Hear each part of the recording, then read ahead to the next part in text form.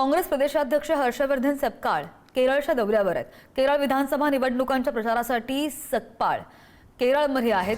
बारामती पोटनिवडणुकीसाठी काँग्रेसचे उमेदवार आकाश मोरे यांचा उमेदवारी अर्ज दाखल करण्यासाठी सपकाळ अनुपस्थित असणार आहेत।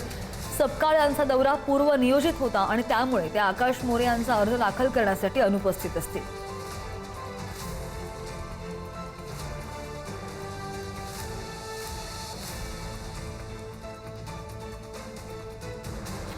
या संदर्भात आणखी जाणून घेणार आमचे प्रतिनिधी संदीप आपल्या सोबत आहेत। संदीप, आजचा खरं तर महत्त्वाचा दिवस आहे, अर्ज दाखल करायचा आहे। हर्षवर्धन सपकाळ आहेत असं बोललं जात होतं, मात्र आता ते अर्ज भरण्यासाठी उपस्थित नसणार आहेत।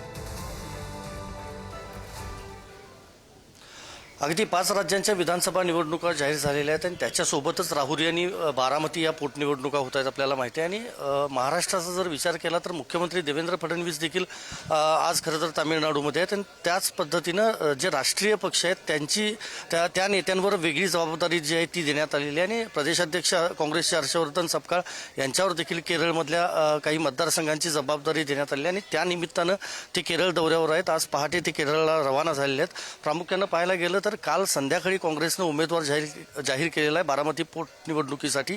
आकाश मोरे हे त्यांचे उमेदवार आहेत आणि हे उमेदवारी अर्ज दाखल करताना हर्षवर्धन सपकाळ मात्र त्यांच्यासोबत उपस्थित नसतील। स्थानिक काँग्रेसचे जे नेते आणि पदाधिकारी आहेत तेच उपस्थित राहणार असल्याची आपल्याला माहिती समजते। प्रामुख्यानं पाहायला गेलं तर सगळे राजकीय पक्ष बारामतीसाठी निवडणूक बिनविरोध करण्यासाठी खरं तर प्रयत्न करत होते, मात्र काँग्रेसनं आडमुठेपणाची भूमिका पहिल्यापासूनच घेतलेली होती आणि शेवटी काँग्रेसनं काल उमेदवार दिलेला आहे। 9 तारखेपर्यंत माघारीची मुदत असणार आहे, त्यामुळे माघारीच्या या पुढच्या 3 दिवसांमध्ये काही राजकीय गणितं बदलतात का हे बघणं देखील महत्त्वाचं असेल। मात्र आज बारामतीमध्ये काँग्रेसचा उमेदवारी अर्ज दाखल करत असताना सपकाळ मात्र अनुपस्थित असतील।